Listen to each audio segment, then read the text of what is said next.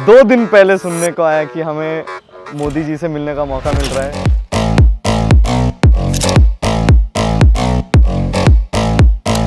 Too fast, too much has happened. ये तो मुझे भी यकीन नहीं हो रहा है, सच्ची बताओ तो कि मैं यहाँ हूँ। वो एक्साइटमेंट अंदर रखना है ना, वो बहुत मुश्किल था मेरे लिए। तो पहले तो हमको देख के ऐसा लगा कि हमारे जो ड्रीम्स थे वो रियलिटी में बदल गए। आई थिंक ये वंस इन अ लाइफ वाला एक चीज़ हो गया जो मैं आई थिंक कभी नहीं भूल पाऊंगी। He is a global leader. Getting to meet him is insane.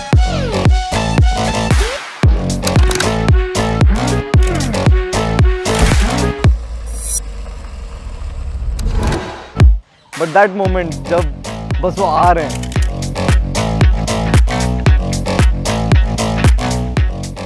That was like heartbeat stop हो जाने वाला मोमेंट था वो। स्वागत है आप सबका।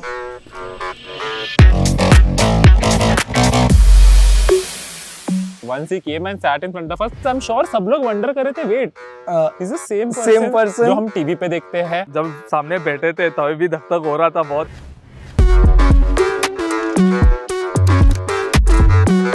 आप लोग एक दूसरे को कभी मिलते हैं या पहली बार मिले? नहीं, मिलते हैं हम लोग। मिलते रहते हैं।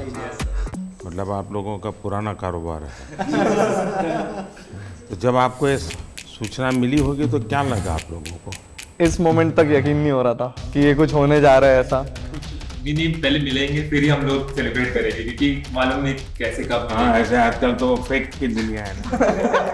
सर अभी भी नहीं लग रहा है कि आप सामने हैं।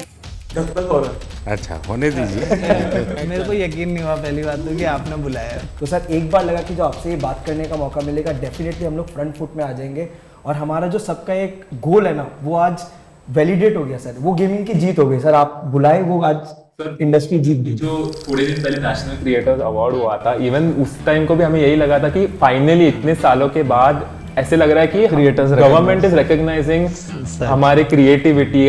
जो हम यूट्यूब पे करते, जो हमें लगता था कि हाँ हमारी लोग देख रहे हैं, फैंस देख रहे हैं, यही हो रहा है। बट आप लोगों ने उस क्रिएटिविटी वाले अवार्ड में भी अप्लाई किया था? मैं तो गया था सर। हम तो बिल्कुल आपके इतने दूर बैठे हुए थे उस टाइम पे, उसमें भी यकीन नहीं हो रहा था। अपना परिचय बता दीजिए पहले सबका। नमस्कार सर, मेरा नाम अनिमेश अग्रवाल है। मैं 28 साल का हूँ। मैं गुवाहाटी असम से हूँ।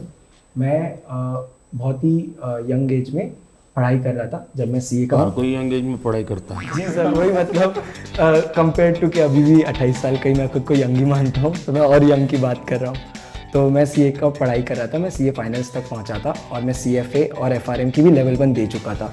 मैंने अपने माता पिता से 1 साल का ब्रेक मांगा था अपने पढ़ाई से गेमिंग के करियर को परस्यू करने के लिए। जब मैं 2018 में स्टार्ट किया, मैं सोच के घुसा था कि 1 साल मैं गेमिंग में पूरा दूंगा और कुछ बनने की कोशिश करूंगा। तो परिवार में क्या रिएक्शन आया?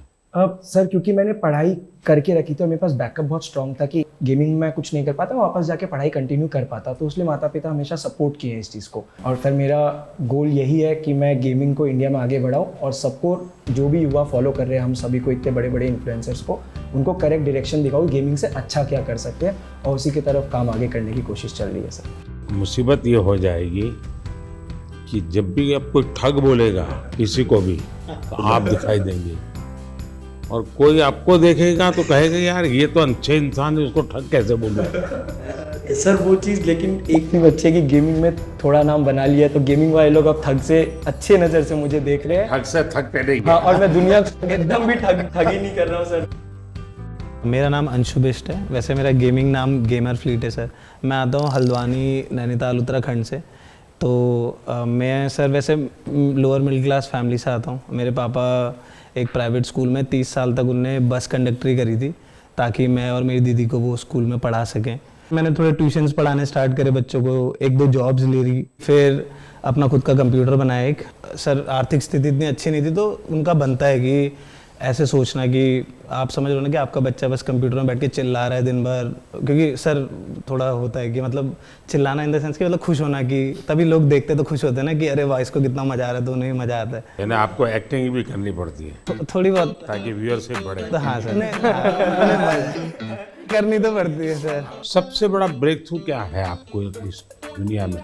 सबसे बड़ा ब्रेक थ्रू सर कि मतलब अगर आपको पता चल जाए कि आप क्या करना चाहते हो इन दी एंड, सर जैसा आपका है कि आप देश को आगे ले जाना चाहते हो, आप देश को एक स्तर पे ले जाना चाहते हो बहुत, तो वैसे ही मेरा भी था कि मतलब मैं भी कुछ ऐसा करूं कि दुनिया वाहवाही करे।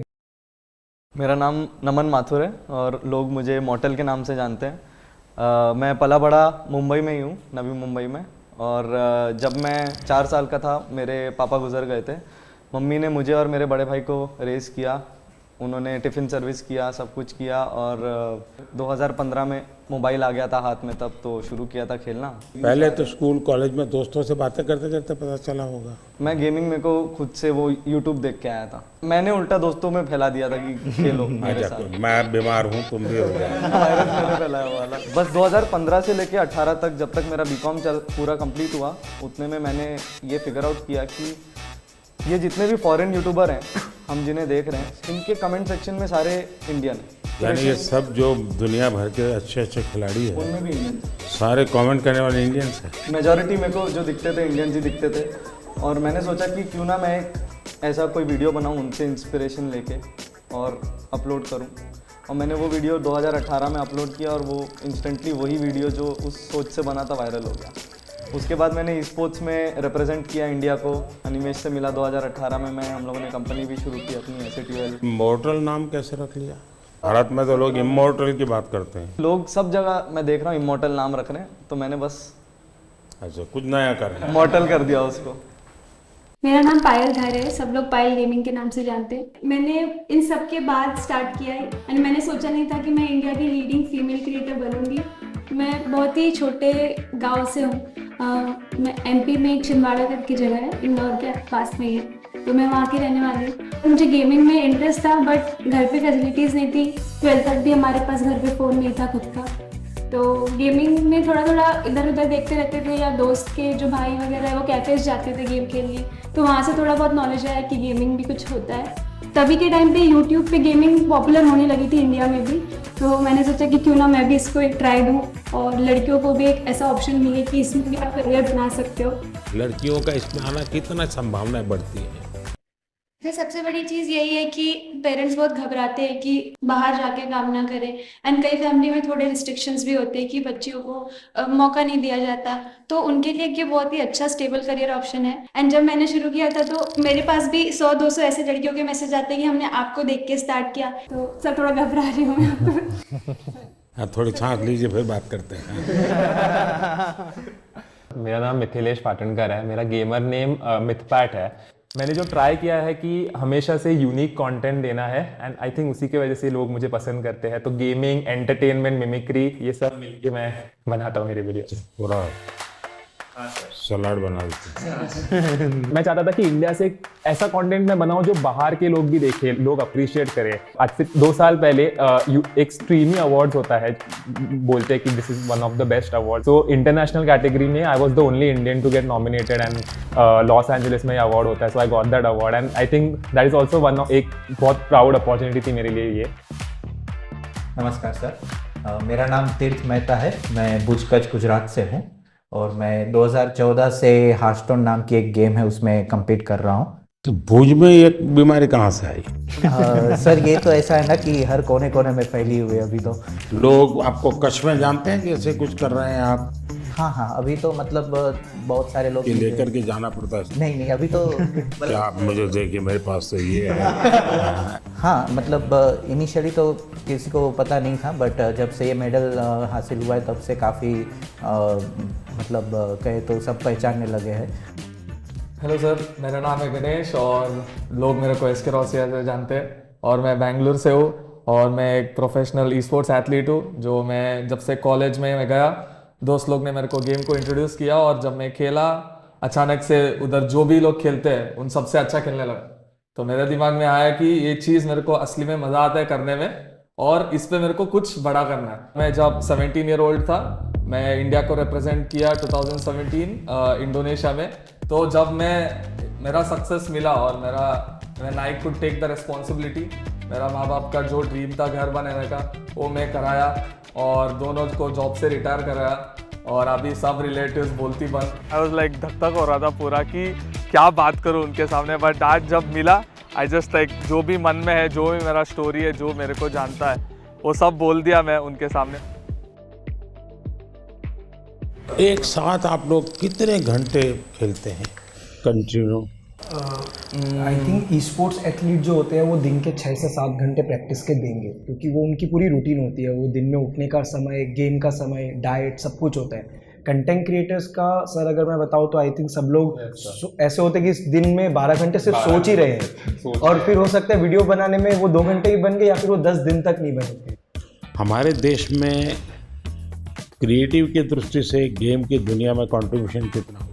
पिछले 2 साल में जो कंटेंट बन रहा है इंडिया में यूट्यूब पे, वो बहुत नेक्स्ट लेवल बन रहा है। लाइक सब ऑफकोर्स लोगों के पास फोन्स आ गए हैं, सबके पास अभी इंटरनेट एक्सेस आ गया है, तो हम लोग ऐसा नया नया कंटेंट देख रहे हैं इंडिया में जो आई थिंक वर्ल्ड में किसी ने बनाया नहीं है। मैं शौक हो जाता हूँ कि इंडिया में इतना सस्ता है, इतना मतलब अच्छा है। इवन फॉर एग्जाम्पल अगर गेमिंग बाजू में रखी तो एग्जाम्पल यूपीआई भी इट्स ऑल्सो सिस्टम जो बाहर इतना अच्छा नहीं, मतलब कोई सिस्टम नहीं है जो इंडिया में। It's a blessing. गेमिंग की दुनिया में आज करोड़ों बच्चे हैं, उनको ये मालूम है कि हमारे यहाँ इंटरनेट इतना सस्ता है, उसी के कारण उनके लिए अपॉर्चुनिटी बनी है। पता है? बिल्कुल सर, सर मैं तो खुद ही मानता हूँ सर कि आप पूछोगे ना, वो सबसे पहले बोलेगा फ्री इंटरनेट। यहाँ पे जो भी बैठा है हम सब, हमारी शुरुआत ही ऐसी हुई है सर। जिस तरह से free internet, cheapest internet I think India के टॉप 5 चीपेस्ट कंट्रीज में आते हैं।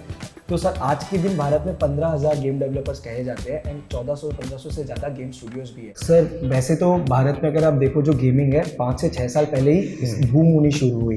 2019 में आई थिंक मैं बोलता हूँ कि गेमिंग काफ़ी स्पीड पकड़ी, रफ्तार पकड़ा, और 2000 सब कुछ मेरे आने के बाद जी जी। एक ऐसी घटना बताइए किसी के साथ आपको गेमिंग के दरमियान कुछ हो रहा, आपने कहा और एक स्पार्क कर गया, ऐसा कुछ याद आता है? मेरे तो लाइव चैट में आया था, एक लड़का बोला था कि मेरा ब्रेकअप हो गया, तो मैंने बोला था कोई बात नहीं, तेरा भाई तेरे साथ है। देखिए, मान लीजिए कि मैं एक बिल्कुल स्टूडेंट हूँ और मुझे कुछ मालूम नहीं है ये गेमिंग की दुनिया क्या है। परसेप्शन का ही मुझे पता है जो ये बच्चे टाइम खराब करते हैं, पता नहीं दिन भर उसी में बैठा रहता है। मुझे याद है मैं परीक्षा पे चर्चा कर रहा था, तो मैंने ऐसे कहा कि ये कुछ बच्चे ने मुझे उलट पुलट पूछा, मैंने कहा तो ये पबजी वाला लगता है, ये पबजी वाला है क्या? वो तो मोमेंट था सर, जब आपने ये पबजी वाला है बोला था, तो मैं उस समय पबजी में ही रिप्रेजेंट कर रहा था इंडिया को, और मेरे रिलेटिव्स तब मेरे को ऐसे मम्मी को कॉल करके बोल रहे थे कि ये नमन को बोला था क्या? तब मैं इतने उस रिप्रेजेंट कर रहा था, तो वो सबको पता था, तो कहीं आपने मुझे तो नहीं बोला, ये डाउट आ गया सबको। ये एक ऐसा क्षेत्र है जो अननोन है। ऐसी स्थिति में क्या आप लोगों को क्या अनुभव आता है जब बच्चों से बात करते हो, उनके परिवार से बात करते हो? कोई तो माँ बाप ये थे कि तुम बंद करो, मेरे बच्चे को बिगाड़ रहे हो। ये तो सर अगर पेरेंट्स मिलते हैं हमें, पेरेंट्स यही बोलते हैं कि हमारे बच्चों को बोलो कि पढ़ाई करे, सिर्फ आपके वीडियोस देखते रहते हैं। तो मैं अच्छा, फिर वो काम भी आप ही को कहते हैं? बहुत बार न्यूज़ में देखा है कि पेरेंट्स का क्रेडिट कार्ड यूज करके बच्चों ने गेम्स में इन गेम पैसे होते हैं वो लिए, एंड वो चीज़ बहुत बड़ी न्यूज़ हो जाती है। उससे क्या होता है कि फिर हमें भी अफेक्ट हो जाता है उससे। राइट नाउ मेरा एक ही गोल है कि अगर किसी बच्चे को भी ई स्पोर्ट्स एथलीट बनना है या बहुत स्किल लेवल पे, टॉप लेवल पे खेलना है, उनको मैं कैसे गाइड करूँ, उनका पेरेंट्स को मैं कैसे गाइड करूँ, बिकॉज ये अवेयरनेस बहुत कम लोग के पास है। घर में ऐसा लगता है कि जैसे स्पोर्ट्स एक एक्टिविटी जरूरी है या डांसिंग सीखना माँ बाप चाहते हैं कि बच्चे को आना चाहिए, क्योंकि वो भी एक व्यक्तित्व के विकास का एक हिस्सा है, लेकिन ऐसी चीज़ों को प्रतिष्ठा मिलने में सदियों की एक पुरुषार्थ रहा है। अगर देखी जाए हमारा देश स्पोर्ट्स में हमेशा बहुत आगे रहा। आज के दिन भारत का one of the most popular sport cricket है, पर अगर 1983 वाली वर्ल्ड कप नहीं जीती तो मे बी सब लोग उतना क्रिकेट में नहीं जाते, और अगर मे बी देश में एक सचिन तेंदुलकर जैसे बड़े नाम नहीं आते तो सब लोग वो बनना नहीं चाहते। सर गेमिंग 5-6 साल पहले ही शुरू हुआ, और आज काफ़ी लोग हैं इंडस्ट्री में, कम्युनिटी में हमारे जैसे गेमर जिन्होंने भारत को रिप्रेजेंट करके नाम कमाया है। तो सर आई थिंक आज कोई गेमिंग के लिए अगर ये पूछे कि ये क्यों करना है, तो मैं उनको यही जवाब देता हूँ कि इसको आप साइड हसल रखिए। जो लोग सोचते हैं अनऑर्थोडॉक्स है, बेकार चीज़ है, टाइम वेस्ट कर रहे हैं लोग अपना, उसको करके आप प्राइम मिनिस्टर, अभी हम लोग प्राइम मिनिस्टर सर के रेजिडेंस में, तो वहाँ तक जाके उनसे बैठ के एक राउंड टेबल में बैठ के उनसे बातें कर सकते हो, तो वो बहुत अनरियल था। और फॉर श्योर लोग अब गेमिंग को एक अलग नज़रिए से देखेंगे कि हाँ ये भी कुछ है, और इसमें भी कुछ करा जा सकता है। एज अ गेमर मैं कहूँगा कि ये मेन इम्पोर्टेंट चीज़ जो पीएम सर ने मेंशन की कि डाउन द लाइन ग्रो करना है एक इंडस्ट्री को, तो उसमें एक पेरेंट्स का इन्वॉल्वमेंट बहुत ज़रूरी है। उनका वही पेरेंटल एडवाइस, पेरेंट्स की सपोर्ट करना, वो एक बहुत इम्पोर्टेंट फैक्टर है। आपकी दृष्टि से मुझे बताने जैसी कोई चीज आपको लगती है, यार आपको कुछ मन में प्रश्न है, तो आप क्या कोई रेगुलेटरी बॉडी हो सकती है? रेगुलेट शब्द ठीक नहीं होगा, वरना सरकार का स्वभाव होता है हर चीज में हाथ डालना। सरकार का मूल नेचर ये है। अब दो चीजें होती है कि या तो आप उनको दबाने की कोशिश करो, या तो कानूनी सारे बंधन लगा करके उनको अलग करो। दूसरा है कि आप चीज को समझो, समझ करके हमारे देश की रिक्वायरमेंट के अनुसार उसको मॉडिफाई करो, उसको कुछ कानून नियम व्यवस्था के अंदर ढांचा में लाओ, उसकी एक प्रतिष्ठा बढ़ाओ। अगर प्रतिष्ठा बढ़ जाती है तो फिर बुरा करने वालों को बहुत देर लगती है। मेरी तो कोशिश है कि देश की स्थिति इतनी आगे ले जाएं हम कि 2047 तक खास करके मध्यम वर्गीय परिवारों की जिंदगी से सरकार बिल्कुल बाहर निकल जाए। वरना ये कागज लाओ, वो कागज लाओ, ये दो, यहाँ क्यों गया, वहाँ क्यों गया, उसी में ही जिंदगी फंसी हुई है। सरकार की जरूरत गरीब को होती है, उसको मुसीबत के समय सरकार मिलनी चाहिए। सर आई थिंक एक चीज़ जो डेफिनेटली करा जा सकता है ईज़ ऑफ बिजनेस के लिए, सर ई स्पोर्ट्स को आइडेंटिफाई किया जाए। ई स्पोर्ट्स को बहुत टेक्निकली जैसे स्पोर्ट्स आइडेंटिफाई हुआ है, एक अलग से आइडेंटिफाई हो जाए कि स्किल बेस्ड गेमिंग है, इसमें कोई पैसों का गेम में पैसे लगा के पैसे जीतने वाला खेल नहीं है। सर अगर वो आइडेंटिफाई हो जाती है और सबको पता चल जाता है ये across all government bodies and all bodies जिनके हमें फाइनेंशियल ट्रांजेक्शन भी करना पड़ता है, वो बहुत महत्वपूर्ण होगा। रेगुलेटरी बॉडी ऐसा कि आपने कहा कि बंदिश वाली अभी इंडस्ट्री बनी नहीं है क्योंकि अभी बढ़ रही है, तो खुले में बढ़ने देंगे, पर साथ में अगर पुश मिलेगा तो कुछ साल बाद आई थिंक इंडस्ट्री रेडी रहेगी कि सरकार आके उसमें नहीं, इसको कोई बंदिश की जरूरत नहीं, खुले में ही जाना चाहिए, तभी जाकर के ये फले फूले। अगर बंदिश आएगी तो नहीं होगा। क्या आपको फेस करना पड़ता है गेमिंग एंड गैम्बलिंग, इन दोनों की लड़ाई आपके सामने आती होगी, तब आप कैसे हैंडल करते हैं? मतलब वो ऐसा समझते हैं कि हम जो पास टाइम मानते होंगे, वेस्ट टाइम मानते होंगे। हाँ, जैसे हम मतलब गेम्स खेलते हैं वो काफ़ी अलग रहती है, बट वो ऐसे समझते हैं अच्छा ये तो हम जैसे लूडो खेलते हैं वैसी कोई गेम हो गई, बट वैसा नहीं है। वो हम कह सकते हैं कि चेस जैसी एक कॉम्प्लेक्स गेम्स हम मोस्टली खेलते हैं, इसमें बहुत सी मेंटल स्किल्स भी चाहिए रहती है, फिजिकल स्किल्स भी चाहिए रहती है। सर आरएनजी और स्किल बेस्ड गेम को बहुत हाई लेवल में डिफरेंशिएट करें। सर आज भारत के एथलीट्स जाके ओलंपिक्स में प्रपोज है, एशियन गेम्स, कॉमनवेल्थ गेम्स में प्रपोज है। आप लोग एक काम कीजिए, ये जो क्या समस्या है आपकी, मुझे कभी मेल कर दीजिए मेरी ऑफिस में, एग्जैक्टली क्या प्रॉब्लम फेस करते हैं आप। इधर लाइक पेरेंट्स को जब उनके बच्चे लोग बोलते हैं कि गेमर बनना है, पेरेंट्स लोग को समझ में नहीं आता कि एक्चुअल गेमर क्या होता है, क्या करता है ये गेमिंग, मतलब गेमिंग गैम्बलिंग भी समझ जाते हैं। तो उसके रिगार्डिंग मोदी जी बहुत अच्छा एक्सप्लेनेशन किया कि गेमिंग अलग होता है, गैम्बलिंग भी अलग होता है, और हमने भी बहुत सारी चीज़ें एक्सप्लेन किया। अब इतने सारी मात्रा में बच्चे जुड़ चुके हैं, उनको आप रोक नहीं सकते हैं, तो उनको आप सही रास्ते पर ले जा सकते हो। तो सही रास्ते पर ले जाना है तो आपको लगता है डूज एंड डोंट्स, पढ़ाई करो, ये तो ठीक है, हम कह दिए तो पढ़ाई करो, और क्या क्या बातें आप सोचते हैं कि जिसको उसको केयर करना चाहिए? बच्चे बिल्कुल चाहते हैं कि यही करे, तो हम लोग सर, मैं तो हमेशा अपनी स्ट्रीम पे क्लियर बोलता हूँ, कोई भी आके बोले कि भैया मुझे भी आपके जैसा बनना है, तो मैं तो साफ बोलता हूँ भाई अगर तुम्हें मेरे जैसा बनना है तो जैसे मैं चला वैसे चलो। मैंने कॉलेज किया, कॉलेज के साथ किया, मैंने जॉब करी, मैंने जॉब के साथ किया, जब तक नहीं चला मैंने ऐसा नहीं करा कि सब दुनियादारी छोड़ के मैं बस लगे रहा कि नहीं यही काम करेगा, यही काम करेगा। आज के टाइम पे गेमिंग और ई स्पोर्ट्स मतलब उसमें दो कैटेगरी आती है। जैसे ई स्पोर्ट्स में आप कम्पीट करते हो, और कंटेंट क्रिएशन में ऐसा है कि हम गेम के अराउंड वीडियोस बना रहे हैं, उसमें चार दोस्त मिलके कुछ फन कर रहे हैं, तो वो लोग देखना पसंद करते हैं लाइव स्ट्रीम में। जो मैं समझ रहा हूँ आपकी बातों से, 3 स्टेज है।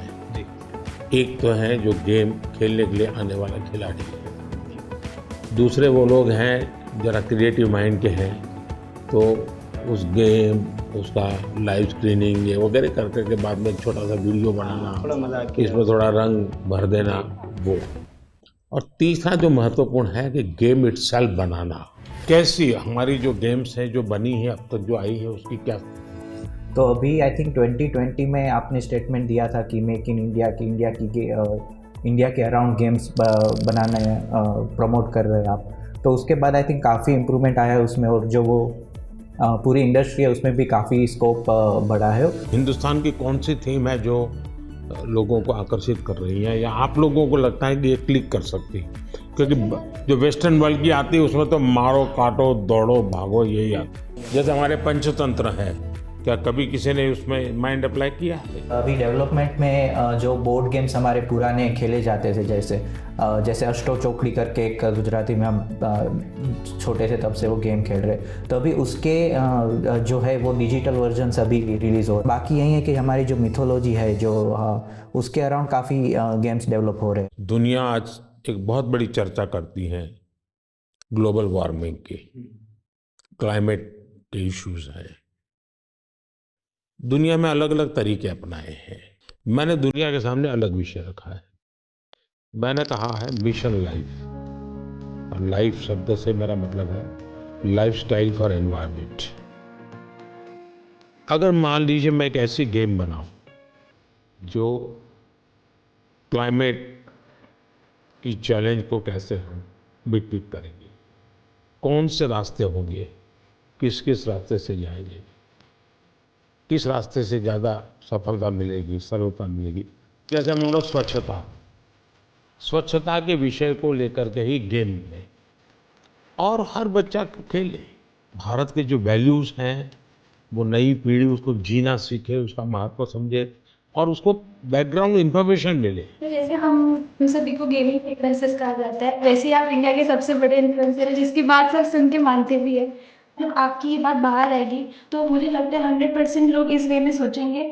सर यहाँ पे जो आप कह रहे हो ना, वैसे एक कैटेगरी है, जैसे शूटिंग गेम्स हो गए, वैसे एक कैटेगरी है गेम्स फॉर चेंज करके, जिसमें जैसे आपने जो ग्लोबल प्रॉब्लम्स बताया, या फिर ऐसे छोटे छोटे जैसे अफ्रीका में ऐसी बहुत सी कंट्रीज है जो स्पेसिफिकली वहाँ की पॉवर्टीज़ कम करने के लिए या वहाँ के कोई जो लोकल इश्यूज़ है उसको अवेयरनेस उसके लिए बढ़ाने के लिए ऐसी गेम्स स्पेसिफिकली स्टूडियोज़ बनाते हैं। तो आई थिंक ऐसे गेम्स इंडियन स्टूडियोज़ भी कैचअप कर सकते हैं। मुझे विश्वास है कि डाउन द लाइन 2-3 साल में तो ऐसे गेम्स आएंगे भी, और वो आगे जाके पॉपुलर भी होंगे, जो कहेंगे हम कि सिर्फ इंडिया के भी नहीं बट ग्लोबल प्रॉब्लम्स को भी एड्रेस करेंगे। मुझे उनकी एक बात जो बहुत अच्छी लगी, एंड शायद मैं भी उस चीज़ को बहुत ज़्यादा कैरी फॉरवर्ड करूँ, अपने ऑडियंस तक भी पहुँचाऊँ, वो ये रहेगा कि आप गेम डेवलपमेंट में घुसो, थोड़े से ऐसे गेम्स डेवलप करो जो हमारे कल्चर या इंडिया कैसे चलता है या हमारा क्लाइमेट या व्हाटएवर ज्योग्राफी, इन सब चीज़ों को देखकर ऐसे गेम्स बनाओ, एंड उन चीज़ को हम लोग पुश करने की पूरी कोशिश करेंगे। तो I guess this is something that I would take from him.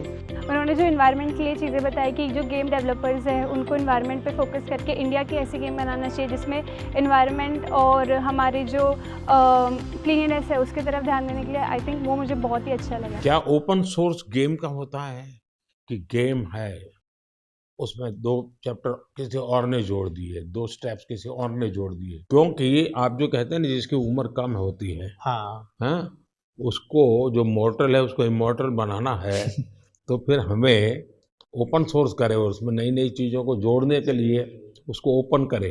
तो हो सकता है कि मान लीजिए हमने हनुमान के कैरेक्टर के ऊपर कोई बनाया जी, तो लोगों को अभी ओपन सोर्स है, आप हनुमान के नई नई चीज़ें लेके आइए, तो हो सकता है वो। हाँ सर, बहुत सारे देखिए ये हमारी टीवी सीरियल जैसा काम है। हमारे टीवी सीरियल कोई एंड ही नहीं है। हाँ? उसका नई नई पोस्ट जोड़ते जाते हैं। सर हम लोग ने वैसे थोड़ा कुछ आपके लिए सोच के रखा था कि आपसे हम लोग इतना कुछ सीखे, आज आपको हम लोग गेमिंग का थोड़ा डिक्शनरी आपको सिखाना चाह रहे थे। तो सर एक गेम है जो अमित पैट आप समझा दो हम लोग क्या करेंगे सर के। बेसिकली सर हम गेमिंग में कैसे होता है कि हम लोग मैच के अंदर बिजी रहते हैं, तो हम लोग ज़्यादा बातचीत नहीं कर सकते एक दूसरे के साथ, तो हम लोग ना टर्म यूज़ करते हैं जिससे क्या होता है कि एक दूसरे के साथ हम लोग कम्युनिकेट कर सके ईजिली। हर एक की अपनी एक टर्मिनोलॉजी बोलते हैं। आप देखिए सरकार में जाइए तो सरकारी जो अधिकारी होंगे वो शॉर्ट फॉर्म में ही बोलेंगे, भी बोलते हैं भारतीय जनता पार्टी वैसे ही शॉर्ट फॉर्म हो जाता है। सर पर आपको 1-2 वर्ड्स तो हम लोग बता के जाएंगे, और आप हमें फिर बताएगा कि आप कौन से सेंटेंस में उसको यूज करेंगे। ऐसा है, मेरा एक शब्द है P2G2, तो मेरा वो P2G2 शब्द ये है pro people good governance, P2G2। अच्छा एक और है नूब नूब का मतलब होता है कोई ऐसा जिसको कुछ बहुत मेहनत करने के बाद भाई भी देखिए, मैं चुनाव सभा में अगर बोलूंगा, अरे नहीं आप लोग सोचोगे मैं किसके लिए बोल रहा हूँ।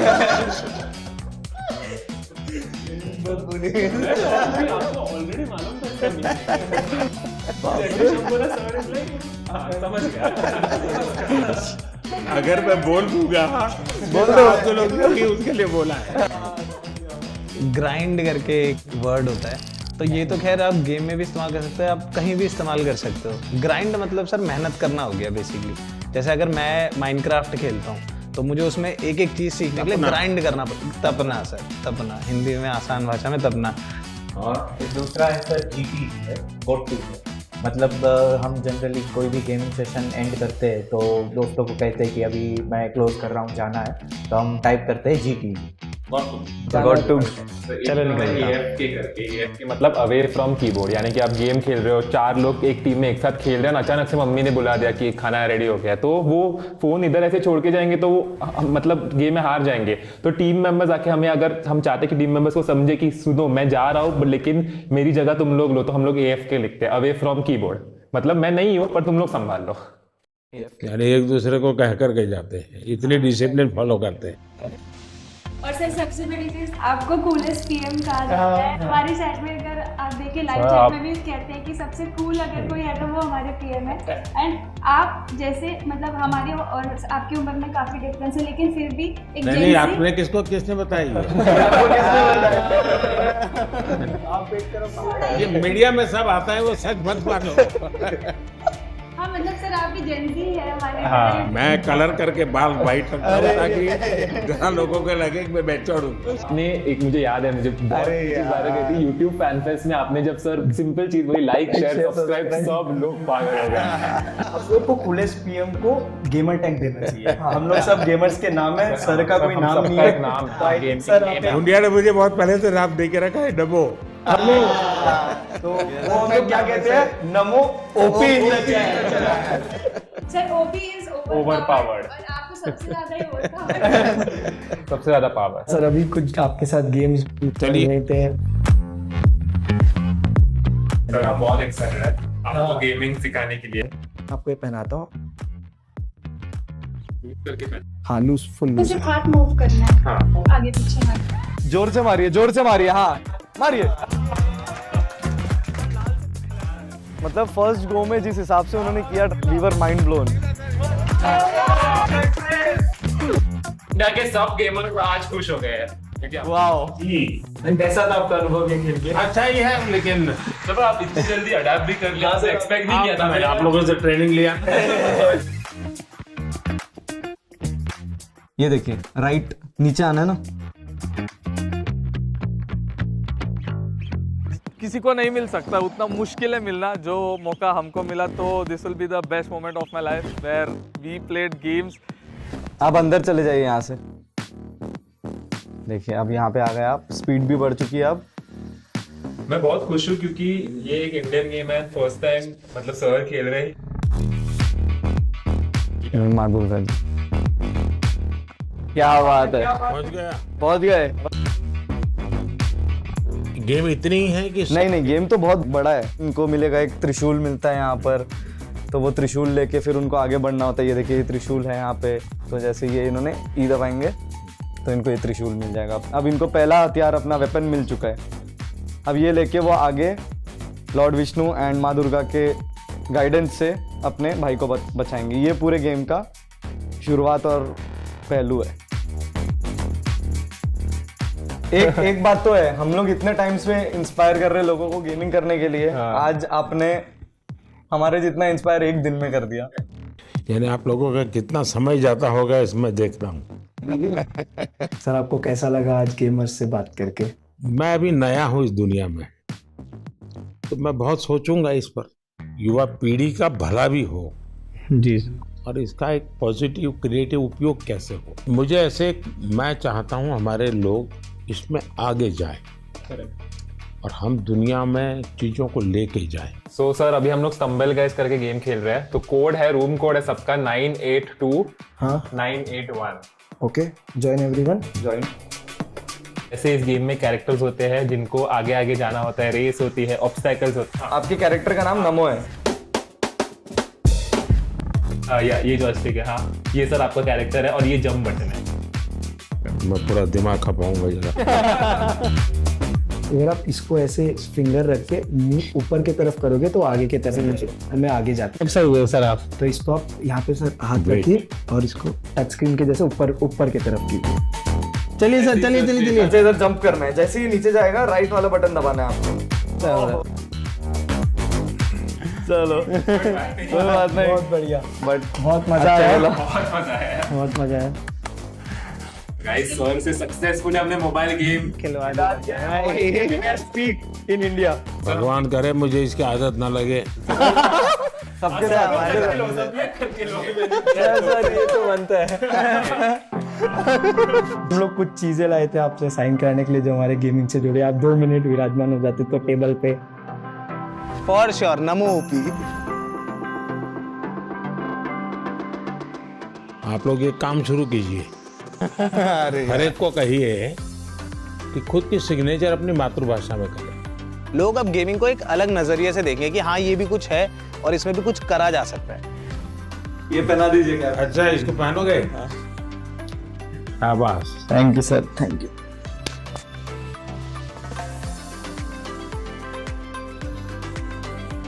सर आपके साथ वैसे कैसे फोटो चाहिए जिसका थम्स अप कर दो जैसे गेम में हम।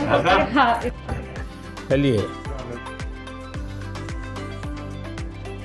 I think Indian gaming peaked I think today. मतलब who is the biggest influencer in India? It's our Prime Minister. हमने उनसे मिले।